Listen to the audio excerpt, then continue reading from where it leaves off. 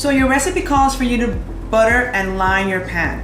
So most of you, I used to do that too, would go into the parchment paper and try to draw the circle and then cut around and be all DIY, which I don't have time for that. So I have an easy way to do that, and it's foolproof. All you need is your pan, obviously, parchment paper, and some scissors. And you just fold in half, and then you fold again.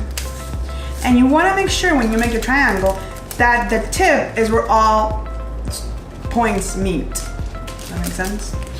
And then you do a triangle, and you do a triangle again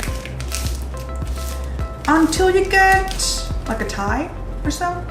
And then what you do is you measure from the center of the cake pan to the outside. So around here is where I should cut my paper. And then wait for it. Ta-da! Now your pan is lined.